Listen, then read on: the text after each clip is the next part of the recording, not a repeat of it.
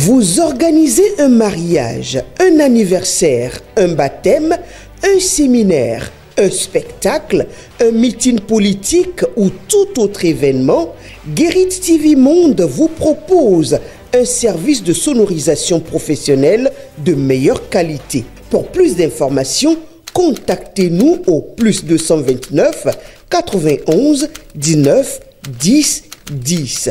Guérit TV Monde, le leader des web TV.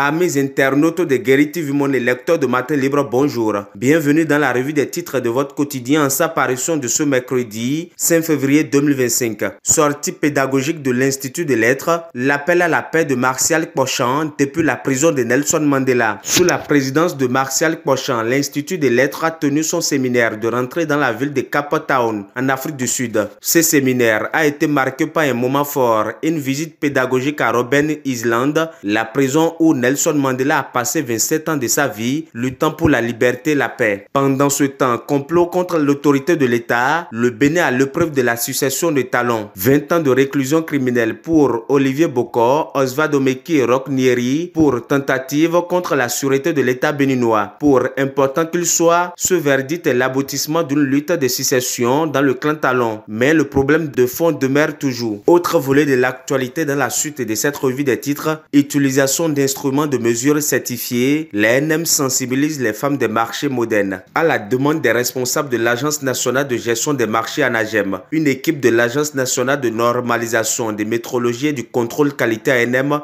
a entamé ce mardi 4 février 2025 une campagne de sensibilisation au profit des commerçants des nouveaux marchés construits par le gouvernement. On poursuit la une de votre quotidien par cette triste nouvelle. Deuil dans le monde musical, Willy Mignon n'est plus. Des sources concordantes, l'artiste Willy Mignon est passé de vie à trépas hors des frontières de sa terre natale, le Bénin, précisément à l'hôpital Yalgado de Ouagadougou mardi 4 février 2025. Précédemment, en service dans un maquis, bar-restaurant dénommé Royaume des Stars de Pissi situé à Ouagadougou au Burkina Faso, où il serait le manager, l'artiste-chanteur aura succombé des suites d'une courte malaise selon les témoignages du patron de l'espace, Monsieur Chris Valin, Antelme Tété. L'avant-dernier titre à la une de votre quotidien, au Bénin, la communauté camerounaise en fête du 5 au 11 février nous apprend le quotidien. Plusieurs activités au programme de la semaine de la jeunesse. Au Cameroun, la fête de la jeunesse est célébrée chaque 11 février. La communauté camerounaise au Bénin n'entend pas rester en marge de cette effervescence populaire. Le Conseil des Camerounais résidant au Bénin lance une série d'activités qui démarre ce jour, mercredi 5 février jusqu'au 11 février 2025. À travers une conférence de presse tenue hier mardi 4 février 2025 à son siège à Cotonou, le CCRB